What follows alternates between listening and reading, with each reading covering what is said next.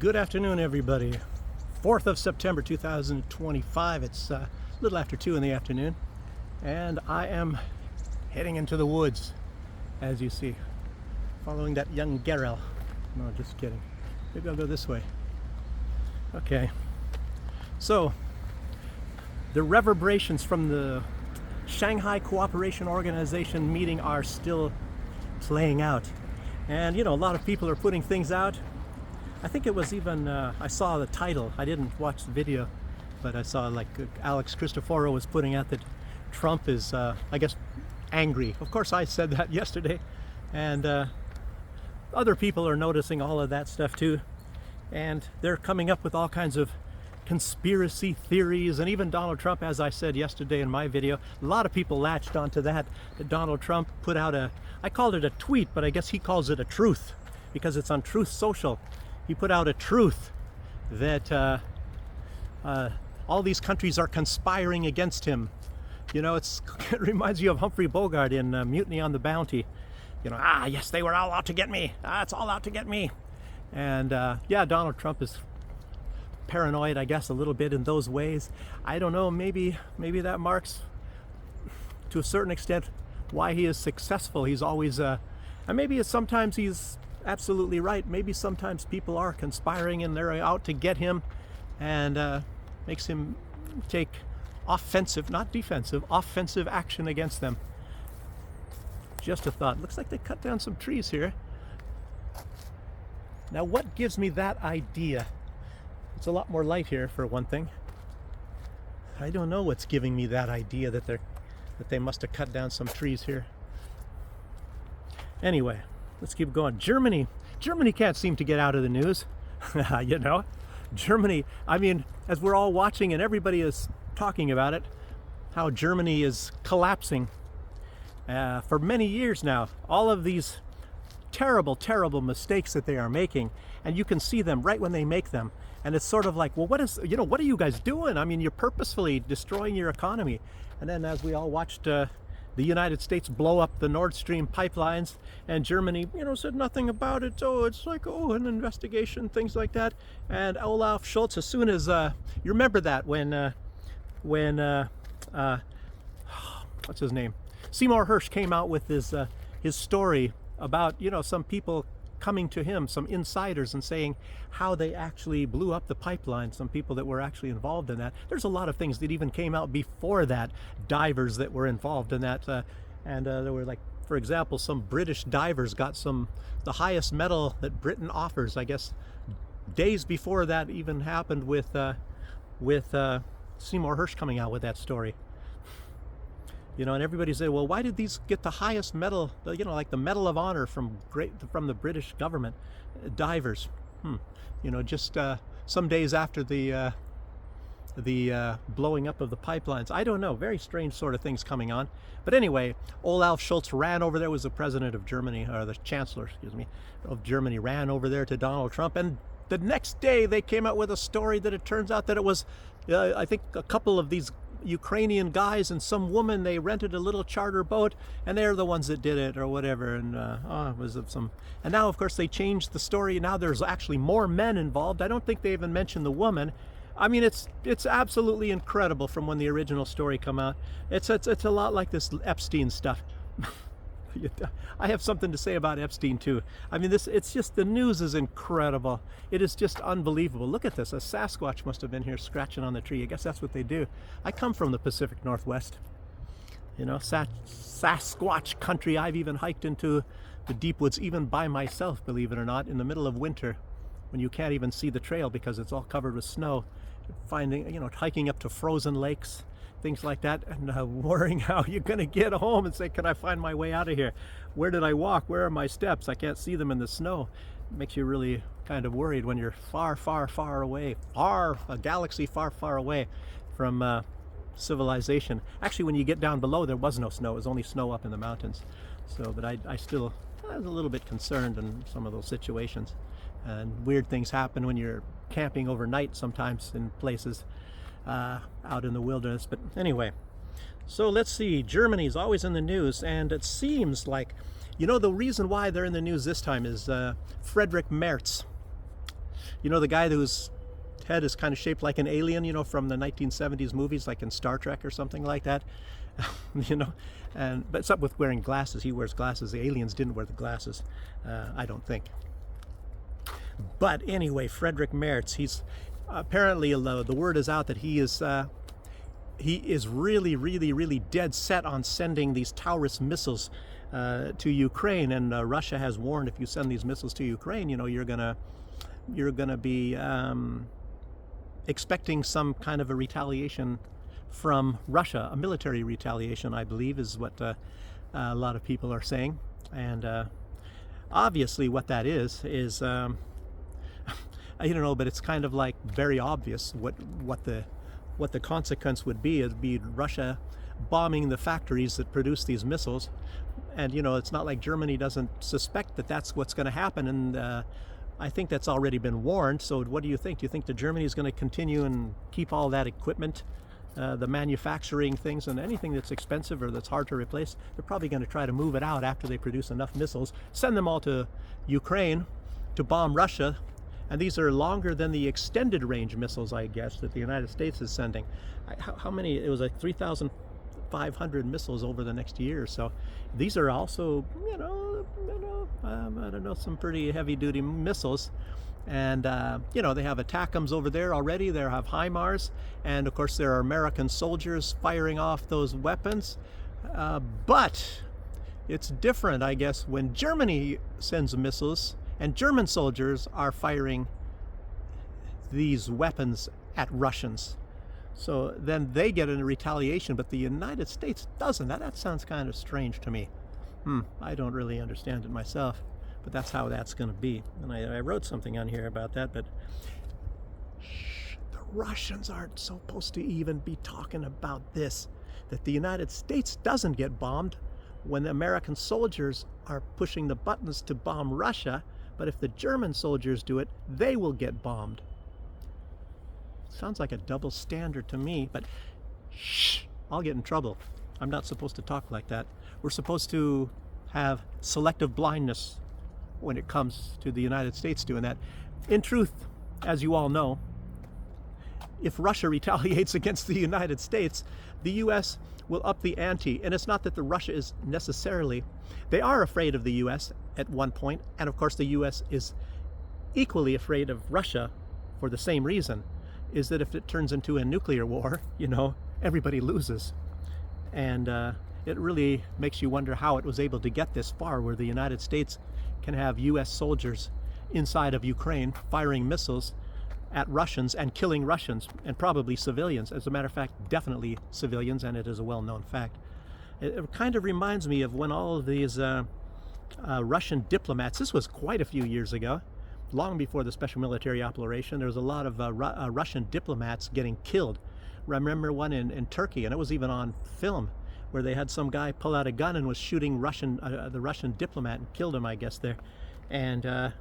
And it's also at the same time, that was when the military band, the very highly honored military band of Russia, left on a plane from Sochi, and when it reached a certain altitude, the plane blew up, and it killed all of them, killed everybody on the plane, all of these tremendous musicians.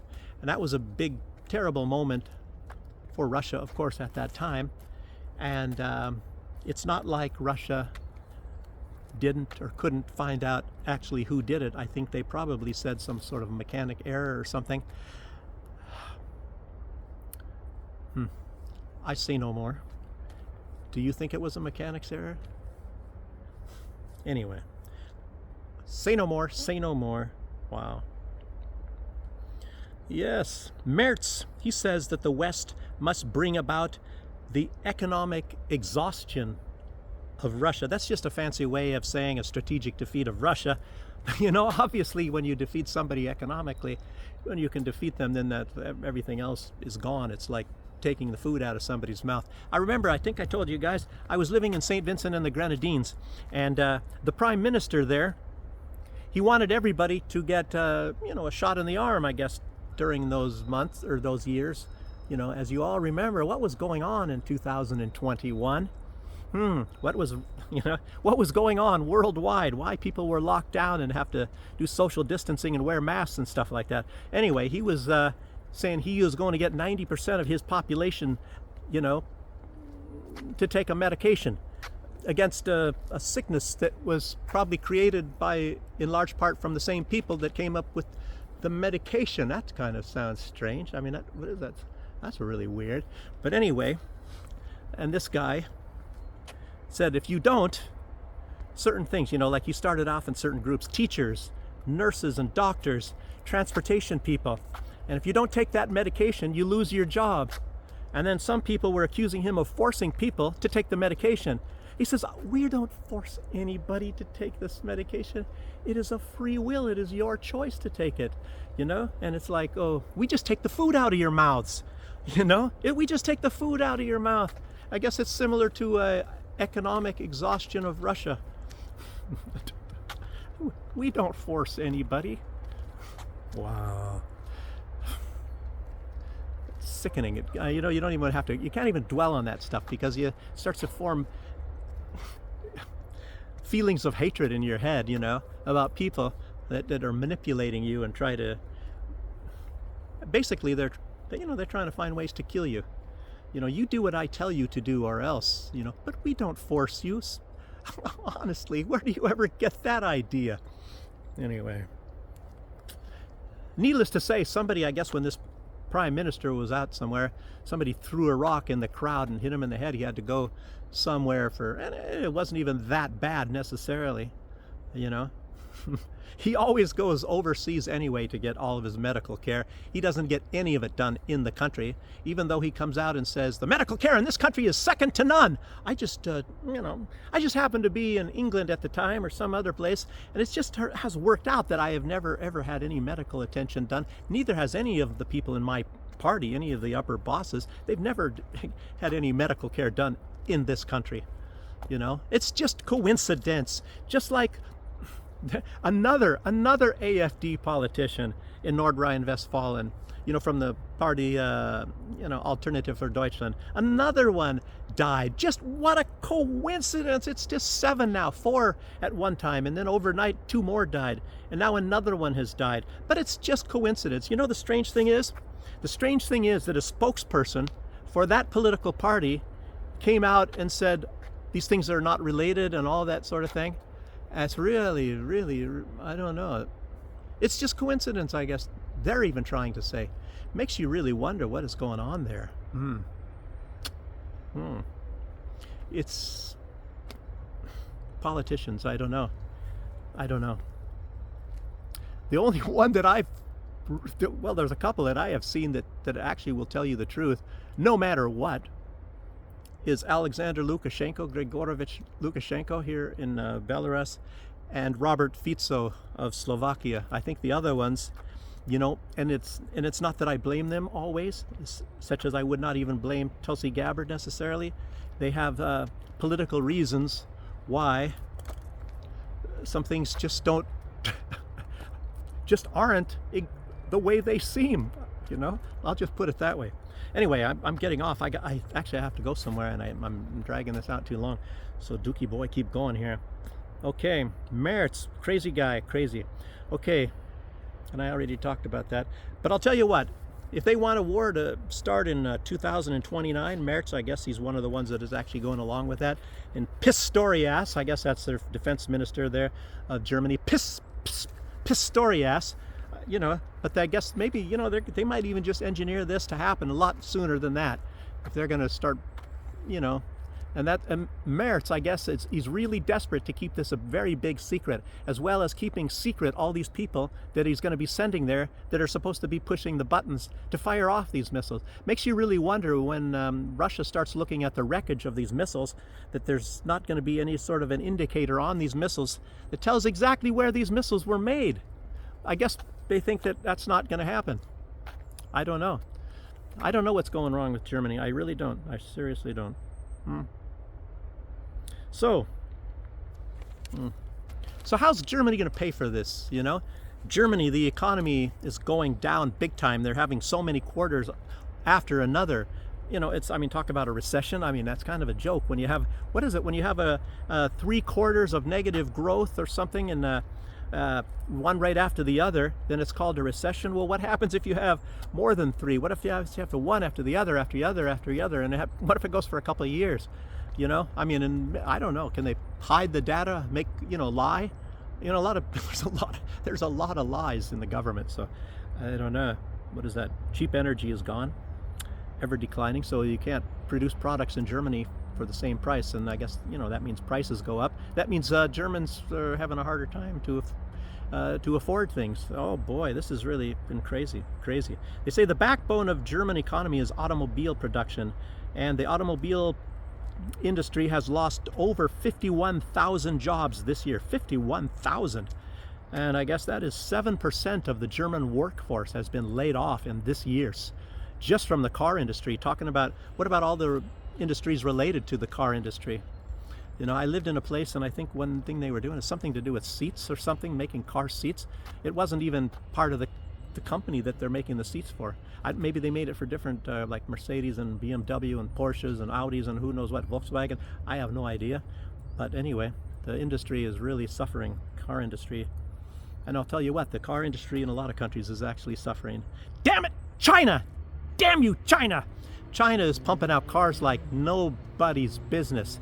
As I've shown you in many videos, walking around, and I show you, look at it, another Chinese car, a German car, BMW, Chinese car, Chinese car, BMW, Mercedes, Chinese car, American car, oh, what do you know? German car once in a while. I mean, Mercedes and stuff. I meant Volkswagen, regular people's. What about Audi? I don't know. Audi's kind of, Anyway, the Chinese have come out of nowhere. Once in a while you see Japanese cars. They used to rule the market. The United States were the ones that had the entire global market. American cars everywhere. And then the Japanese came about. Germans were mixed in there, a little bit of British, a little bit of Italian, a little bit of this, a little bit of that, Volvo from Sweden, and all that. And now what is it? China is whipping the floor up with all of them. They even have factories in China, and this is not even an exaggeration or a lie. They have like a few people, I think no more than 5 people, and they're producing 2,000 cars, and they're just rolling them out.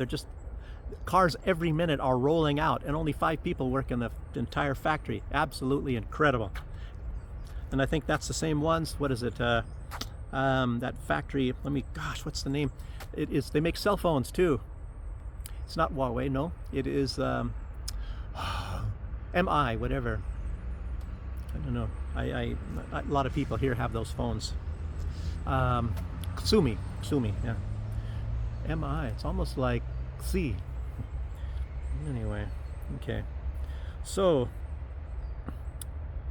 And now they also want to invite Ukraine into their market. As they don't produce cars, Ukraine, as far as I know. But they, a lot of the agriculture, and it's cheap. It's bad quality, of course, but it's very cheap, and that's mostly what people are looking for. And it's not like it has to be bad quality, but I think they're rushing things out. It's sort of like Maxwell House and Folgers. As you know, I know the coffee business somewhat. Some aspects of it I know very good, some of it I know somewhat good, and a lot of these things like these American companies, Maxwell House, Folgers and all that, they don't grow any coffee, zero. They buy their coffee, they buy from coffee that people grow it, and these people, they buy it anyway, so they can have lousy quality. I've even known people that have sold coffee to these guys, and they just pick it. They pick the red cherries and the green cherries, and they just throw them all in there. And when you're doing specialty coffee like I was doing, you only pick the red cherries, so you want to have the high quality stuff only. You don't want to put any unripe stuff in there, then you get like maybe a sour kind of coffee. The taste is just not so good, and then you have to process it correctly. There's even there's 2 methods of processing. There's wet processing and dry processing. And of course, the superior method is the wet processing. And then, of course, to do with the wet processing, you also should be doing fermentation. So fermentation, and of course, it does more than just bring off the mucilage, the sticky, gooey stuff off of the coffee beans. It also helps with the flavor of it. And you cannot you can do it a little bit. I found that out. You can a little bit over ferment, and it's not necessarily that bad. But, you know, and even under fermenting is actually not so bad. Brazilian coffee, they do not even use wet processing. They do a completely different method. The people in Brazil, they pick the coffee normally. This is Cerrado, Brazil, which is the most famous. I'm sorry, I'm talking fast. I like to chatter. So what they do is they pick the coffee and it has the mucilage on it and they dry it that way. And that adds actually a much sweeter flavor to the coffee. And Catamore, I believe, is the variety of their coffee. I can't remember. No, it's not Catamore. Anyway, I should look that up. I'm forgetting this stuff now. But anyway, they dry it that way. And, you know, it makes the coffee sort of sweet, a little bit sweeter in that way. And I think it also helps with the crema, when you see the word crema on coffee. So a lot of time, maybe if you see crema written on a bag, that's possibly, very possibly, it might be Brazilian coffee. Brazilian coffee is normally not that expensive. It is a lower cost coffee, but of very high quality. So the best bet that you can get, if you're, you know, if you can sit there and you can compare the brands, say if you're looking at a shelf full of coffee and you see one that says, or a couple that say Brazil, and the price is actually a little bit lower, and these other ones say Colombian coffee, this coffee, that coffee, Honduras coffee, African coffee. Well, Yirgacheffe is very good. But anyway, but you see this Brazilian one, it is high quality, trust me, I know that very well. It's very high quality coffee, and the price is very fair. I mean, you have to judge when you're looking at a shelf, compare that price of that Brazilian coffee with the other coffee, and if it is a less price and it says Brazilian, buy that coffee, trust me. It's you know, better quality. And then if you want to, you go ahead and you buy some of the other coffees and you compare those, and you're going to say, well, you know what, I like that Brazilian coffee. So anyway, that's just oh, wait a minute. Oh, some of you are in the United States. Brazil is one of the BRICS, and those are the enemies. You gotta go after them. So forget what I said. It's bad coffee. Okay. Anyway, so let's see what else we got here.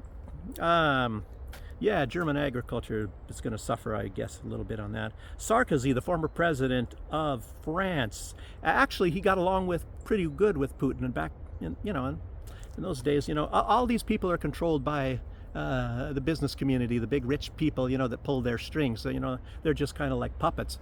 If times were different, maybe back then Sarkozy would have been just as Putin anti-Russia as Macron is. You know, Macron is a Rothschild's banker, and Hollande before him, I don't know what his deal was. I think he was a little bit on the, he was a little thick, I guess the British would say.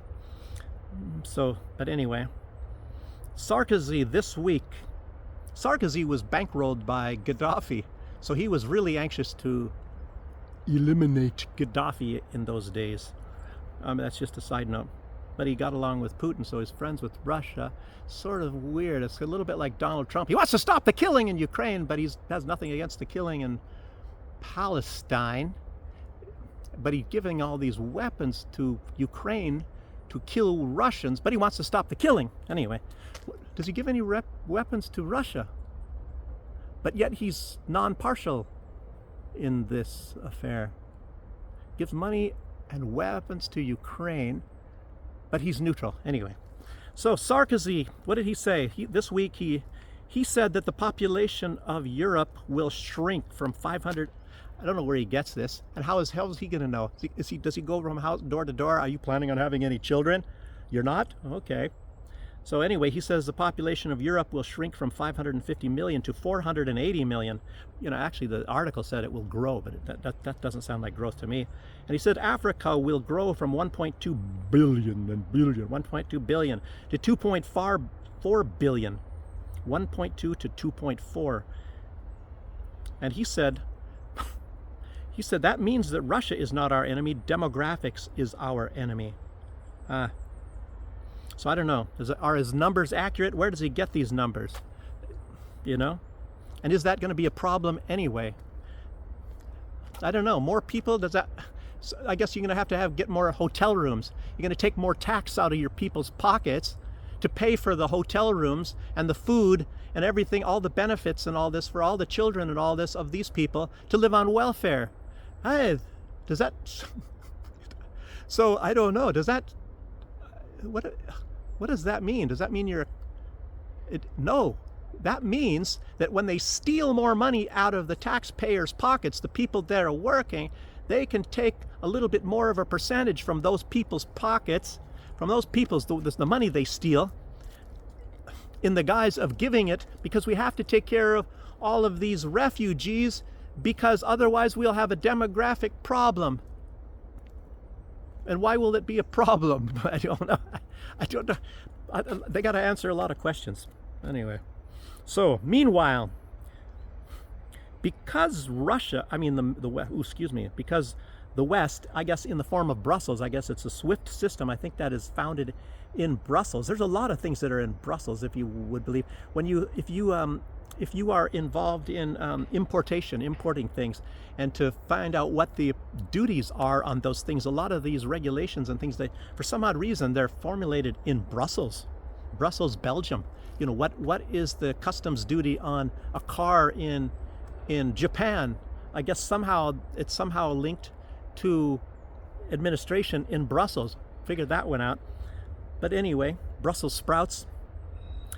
So meanwhile, they kicked Russia off the SWIFT system. So Russia, out of necessity, obviously, they had to start their own system. They probably were waiting on that. I remember even hearing rumblings about that would be a possibility. So it doesn't mean like Russia didn't say, well, what if this is a possibility? What are we going to do in that case? So they probably knew about this ahead of time. So they had their own system, and now it's adopted, and I think already being used very, very much so in at least 20 countries, and now it is running wild through Africa. Africa is now adopting this. So SWIFT, you are swiftly going nowhere. You are losing money, to be honest with you. Oh gosh, whoa, what a terrible web we weave. The West, I guess. Okay. Yes, the mere fact that the West will weaponize all aspects of global financial systems has caused many, many countries to look for somebody that's better, somebody that's not going to do that. In all those years, the United States even had the world's reserve currency, and now they're messing around with that. They're finding any possible way. I guess the whole goal in the Hate Russia Club, the coalition of the willing, you got to collapse Russia. Merz says we have, what did he say? I just even said that. I didn't even remember. What a bad memory. Anyway, he said we have to hasten the collapse of Russia, I think is what he's saying. Zelensky, I have a message from him too in a minute here when I get a little bit further into my notes. You guys are going to laugh on that one. Make you guys, what the heck?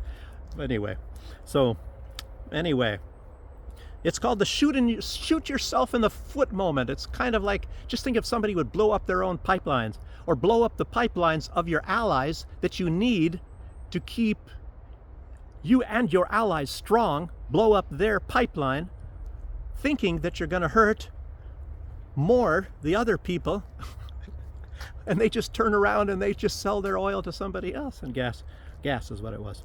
Wow, incredible. And they create an environmental disaster, but who cares about that? Where are all the environmental activists? Oh, this time it's okay to have the biggest release of greenhouse gases in world history. It's okay this time because it's against Russia, I guess. Makes you really wonder, well, who runs this this environmental stuff? You know, who tells us what's bad and what's good? It's not Greta Thunberg, I don't think.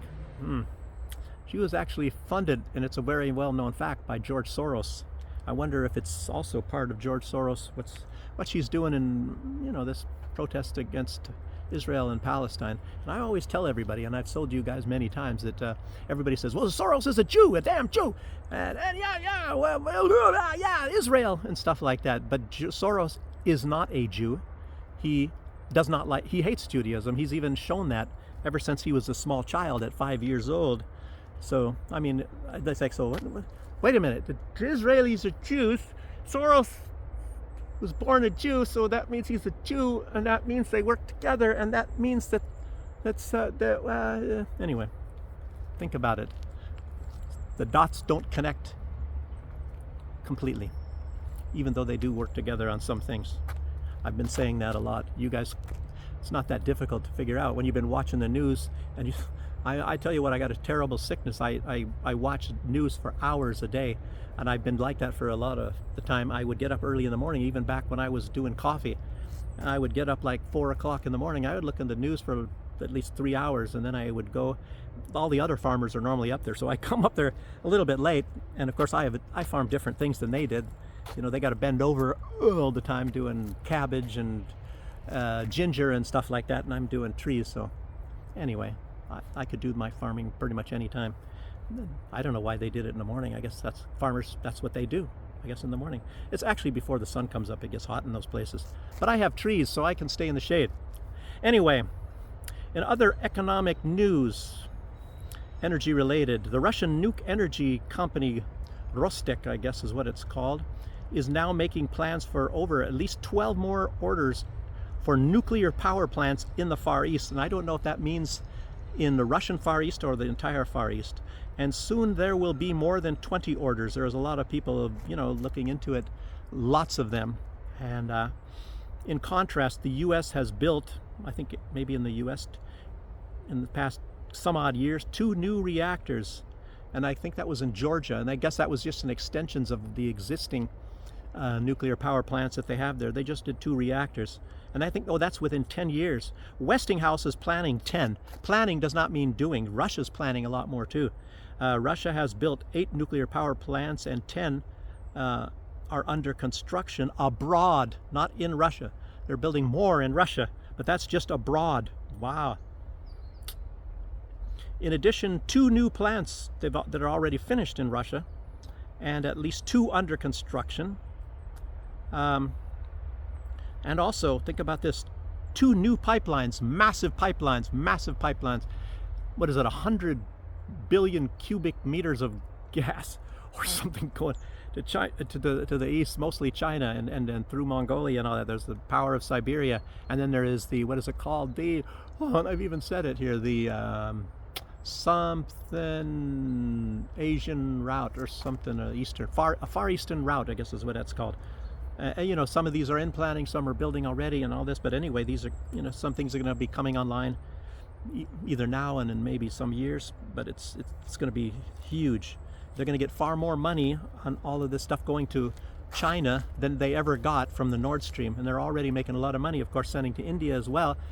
And, you know, it's not that much to India as you would think, but anyway, I don't think that Russia has replaced the amount of gas that they were going to be sending with the Nord Stream 1 and Nord Stream 2. That would have been very good for Russia, but of course they're going to be coming close. You know that there's going to be some sabotage. As you all know, was it 3 times Ukraine has bombed the South Druzhba pipeline, you know, in the past weeks. 3 times. It goes to Hungary, Slovakia, and I think some to other countries over there, maybe even Serbia and Croatia and places down there as well.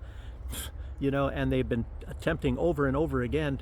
You know, they're bombing the, I guess at least 10 times a week they try to bomb the Zaporozhye nuclear power plant, and they also constantly try to bomb this Turk Stream pipelines that runs below the Black Sea. So Russia has to spend a lot of time and energy, and maybe that's the whole idea of it, of just guarding their assets, the assets that they have, their infrastructure, which it's considered actually very, very big crime to bomb infrastructure. But I guess, you know, but it's Ukraine, it's Israel, it's the United. They don't follow any rules. They have a pass. They pass to go with $200, and they don't. You know, you guys don't come up with this silly. They don't have to go by the rules. They make the rules for everybody else to follow. Gosh. I'll tell you what, even Britain normally follows the rules. Normally, not always. You know, they tried to bomb the Crimea Bridge and things like that. They try to kill civilians. They're really big. Well, it's Britain, you know, they're big into sabotage. So they're some of the biggest saboteurs, successful saboteurs that the world has ever seen. The British know that. So anyway, so let's see. Did I talk all about those power plants and stuff? Anyway, China will be able to maintain low production costs. What about the EU? Well, they're buying their energy from the United States at triple and quadruple the cost of what they were from Russia. I wonder if their prices are going to be going up because of that. It's incredible. APEC countries, you know, the guys with the oil and all that sort of stuff, include Saudi Arabia and all that, they are also investing very heavily in Russia. in the fields. And even after the Shanghai Cooperation Organization, they had representatives though there, even though they were not in this. And I guess they did have African states that were present at that time as well. And so I was kind of a little bit off, because I didn't, you know, I was always thinking this was a Eurasian market, and normally it's supposed to be, but other countries are going to be coming into that are not in Eurasia, and some of them already are not necessarily. So anyhow, this is getting to be very giant. Anyway, these other countries in APEC, they are interested in computer games, fields of computer games. You know, Minsk, Belarus used to be really big into global computer games. As a matter of fact, it still is very big in IT, and most all of the wealth of the rich people, and I show you all these cars, these BMWs, Mercedes, and all of this stuff, a lot of these are the IT people, because their money, a lot of that comes from overseas, and they're getting big money like in euros and dollars, and it gets here, and huge money. So they're getting paid much more than your average Belarusian. And Lukashenko is catching fire by trying to raise the, you know, he has to generate money within the economy as well, and he's got to keep up kind of a lot of social stuff, you know, like the mowing the grass, taking care of the forests and the parks and things like that.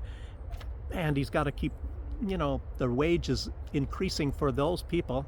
Like me, I worked at the zoo. I was getting US dollars, about 220 US dollars a month. Wow! I'm going to buy a house next week. But anyway, that was very low pay. Some people obviously get a lot more and things, but it's not, a lot of the government jobs don't pay that well, and he's trying to very quickly, continually raise salaries and things, and even pensions and things like that. So anyway, because he's got to kind of reach a little bit of a parity with those people that are getting all this money from IT, and there's some thousands of them here in Minsk. Okay, anyway, that's another topic. Rand Paul. I like Rand Paul, but Rand Paul, he came out and he said something like, he said how tariffs have thrown U.S. enemies. He meant economic competitors, obviously. They have thrown U.S. enemies into each other's arms. You know, remember Donald Trump talking about how Obama and Biden, they threw Russia and China into each other's arms. You know, what a terrible thing. And Donald Trump was absolutely right. But wait a minute, what Donald Trump, didn't he just threw two people that were actually didn't get along that well together. They were kind of only, you know, cordial hello, you know, saying hello in the hallway. You know, it was you know, Russia, India and China, and now they are partners. Now they're buddies. So Donald Trump, you're trying to outdo Biden and Obama at the same time. So you threw China and India into each other's arms, and you're throwing Brazil into the bet too. So you're going to do better than Biden. And, you know, they only had two countries that they threw into each other's arms, but you're going to throw more people into each other's arms. Boy, you're a matchmaker. Man, why don't you just stop trying to bring peace and turn into a matchmaker? Actually, you know, there might be some sort of a lesson there. There might be some sort of a methodology that you can get from that. How do you bring countries together? Wow. And I think I was making some sort of a comparison at some point in one of my videos. I remember, you know, when you work in firms, after you're a regular worker, a lot of you guys have always only been the managers and the supervisors and all that sort of stuff. But when you're a regular rank and file worker, and say you work for some boss, and your boss is a-hole, or not a very nasty person, the staff normally bind together, you know, and form a friendship. But when you have, you know, a decent boss, which is very strange, a lot of time the staff are backstabbing each other. And I don't understand how that is, but that's how that works. You know, it depends on the boss, on how the staff get along together. I've noticed that. It's a very strange thing. Anyway. So if the people don't like the boss, they like each other. And if some people like the boss, then they don't like each other. Anyway, very weird. So, anyway, he is saying that, you know, he's throwing them into each other's arms. And he said that Trump's tariffs could mean the end of the US dollar as the world reserve currency. That's very possible too. And of course, he was mentioning meaning, of course, India, the 50% tariff on India. But you know what Donald Trump was actually probably planning on doing? The art of the deal. And of course, as it shows, it doesn't really work so much when you're dealing with major countries like this. And some people have already mentioned this. You know, Donald Trump was thinking he's going to throw out 50% tariffs, and then he's going to get India, he's going to get Modi to come, with his head bowed, his back arched, hat in hand, and say, oh, please, Mr. Trump, please, Emperor Trump, we just can't do this. Let's make some kind of a deal. And Trump would say, okay, let's do a deal. And then they would go and settle down like on 20% tariffs. I guess that's what Donald Trump is doing. So he wants people to get down and grovel in front of him. And, powerful nations with powerful histories and powerful cultures such as Iran, such as India, such as China, and such as Russia, they're not going to go up to you and grovel. I wouldn't think that Germany would, but maybe I'm wrong on Germany even. I don't know. Germany is in a weird state right now. Okay, let's see. But anyway, 20% is even very high. I don't know. But I tell you what, if he would have just come out and said, no negotiation, 15%, he possibly could have passed that off and it could have been done. And then Donald Trump comes up with a whole bunch of this lying crap, saying, oh, well, they're ripping us off all this time. Well, Donald Trump, tell me, who has the world's reserve currency? Who is the one that makes money off of every single friggin' transaction that happens in India? Oh, it's the United States. Every transaction on earth, a teeny little bit of that money flows to Washington, D.C. And the United States has been ripping the entire globe off for, I don't know, but Bretton Woods time? I don't have any idea, but back in the old days. Okay, the U.S., there was Maduro. He finally said what I was saying, and of course, obviously, he knew this right away as well. He knew it before. Even thinking about it, he knows that that's what the whole reason was about. But I just want to brag a little bit and say that I'm smarter than he is. I fathered this faster. I'm just kidding, of course.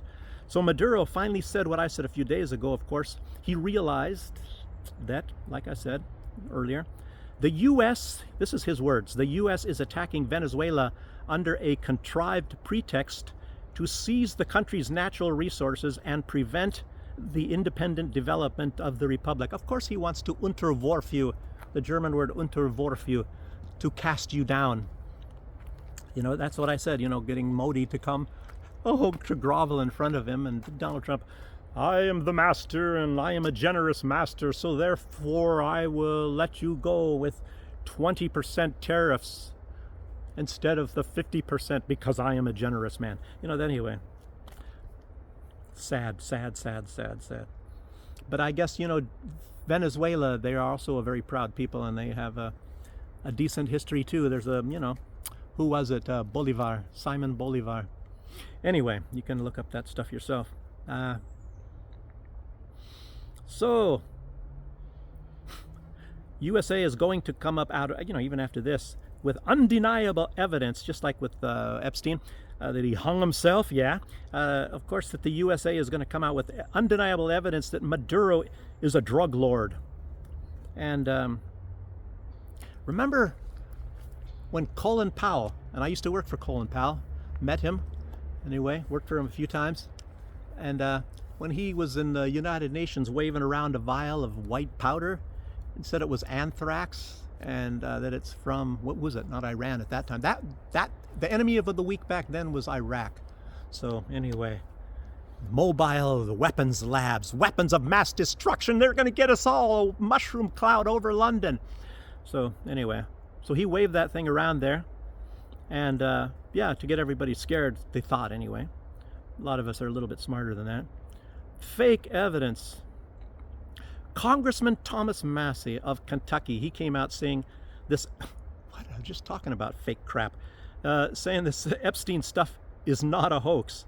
Oh, wow, we didn't know that. I mean, we've been told, I guess it was the Democrats indoctrinating us for 2 years, more than that actually, of all the stuff that Epstein was doing. And then now they're trying to say, well, he might have been an intelligence asset. I mean, all this stuff. I'll tell you what, just forget about these past, 2 months, and look back, and what you knew back then, that's all true. And now they're coming up with a lot of things. A lot of these are And of course, Thomas Massie. Let's see, did I write down what he said, or did I just, because I was doing it out of my memory. Let's see. He said it's not a hoax. Yeah, Trump is protecting the rich. And I wasn't actually necessarily believing that Trump protected the rich. I thought he was on the side of the working man, but it turns out, the rich are the ones that give him the campaign contributions. I don't know what if Trump is going to need a lot of money in the very near future or not. So why is he courting the rich even now? Anyway, some of these people are his donors, obviously. Let's see, I mentioned yesterday, as a former correctional officer, and like I said, I told you a bad story about stirring, and it's also very similar. It's the same cells that we used for drug watch, like if we suspect that a visitor during visiting hours brought drugs into an inmate, that maybe they kind of smuggled it, and you put them on poo-poo watch. So you got to wait until they evacuate, and then anyway, not a very pleasant thing to talk about. But anyway, it's the same sort of cells that we use for suicide watch. And like the lights are on, and it's not on to bother the inmate, it's on so that you can keep watching. There's two people watching, you want to make sure, it's very difficult because you're very, very close to them, actually. It's like from here to this tree, that's how far away from it, and it's like a glass thing. And you can see everything. You can see everything that they do. They don't have anything inside there where they can possibly kill themselves, except for maybe the sheets, of course. And you're sitting there in chairs. The chairs are not that comfortable, and I bet those ones were not either. Even if they were, so what? But these guys, you can sense movement when you're a lot of time, even when you're sleeping. I mean, you got to maybe had a lot of beer or something to be sleeping the entire time. I can't sleep anyway. But anyway, yeah, and supposedly with the lights on, you sitting 5 feet in front of the glass doors and windows of this cell, and somehow this guy was able to commit suicide. Yeah, I believe that. I mean, there's just way, way, way too much of this stuff. And if you've worked in a prison, and some of you maybe out there have, this could not have happened. This is just ridiculous. And not to mention that the autopsy said that the bones that were broken is inconsistent with the story of how they said he could possibly have committed suicide. Oh, surprise, surprise. And that's why this story, rightly so, should never go away. And unfortunately, shame on you, Donald Trump. I mean, do many things lately that Donald Trump, is doing. And right behind Massie was Marjorie Taylor Greene.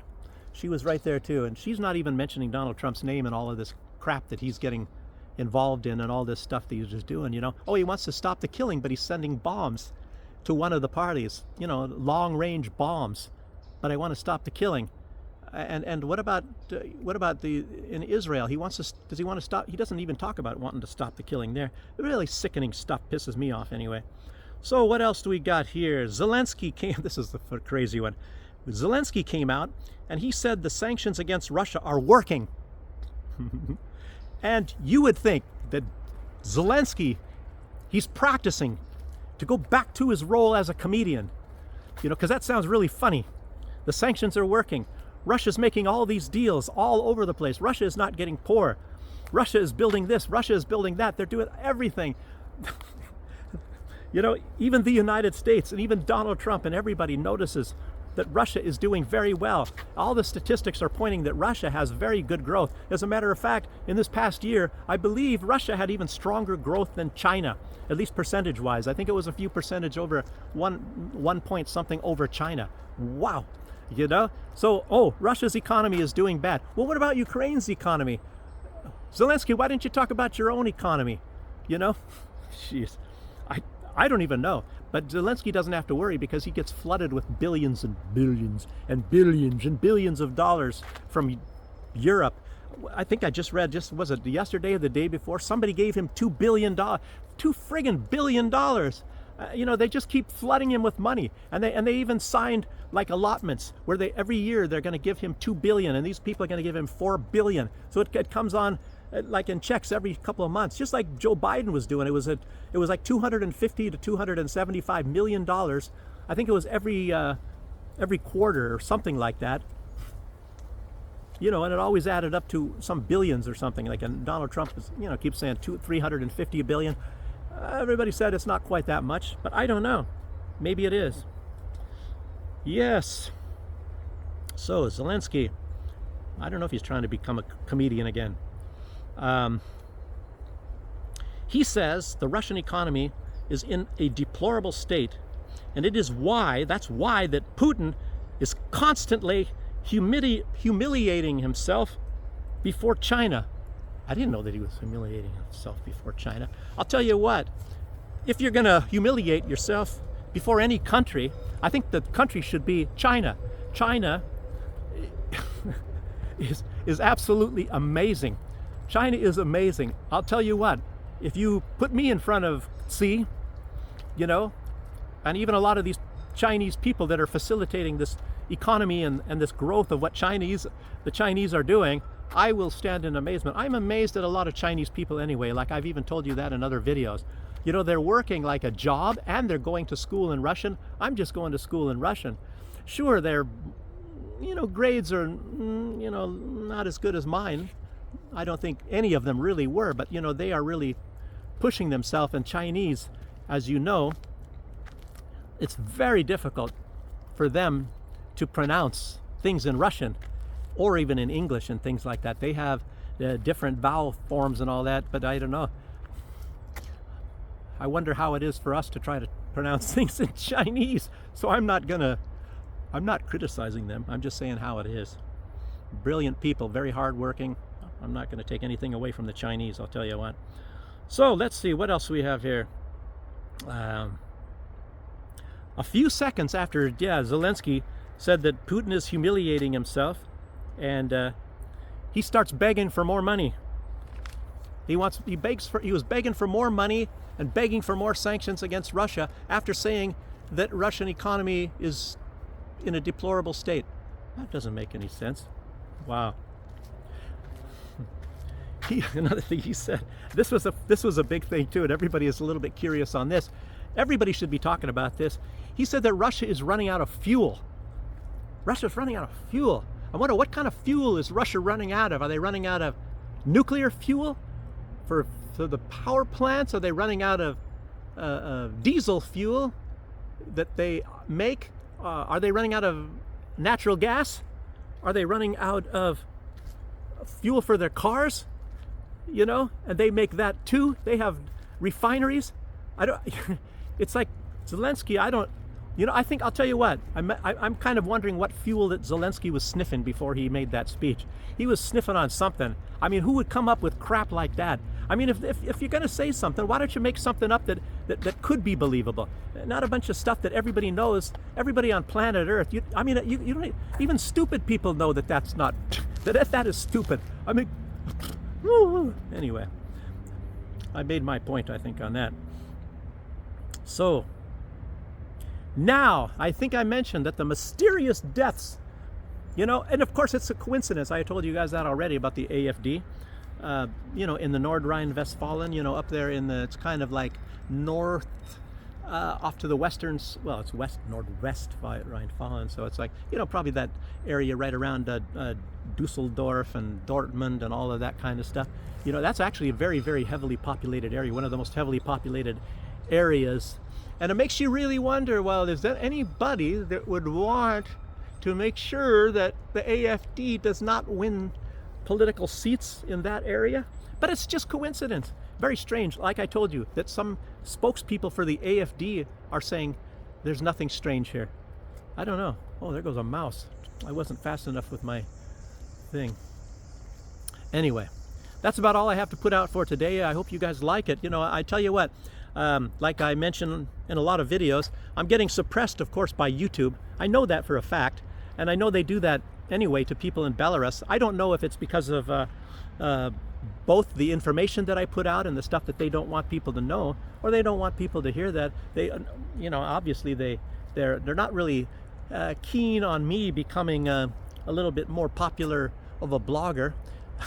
And I don't know if it's just because, or maybe it's just because I'm in Belarus, and they definitely suppress people that are bloggers in Belarus. But it's really strange. Like I told you guys, I think I put out some short videos. You know, I don't even really know how to do these shorts. I just made it short, and then some guy, you know, did some little, you know, putting the text on the stuff on the bottom.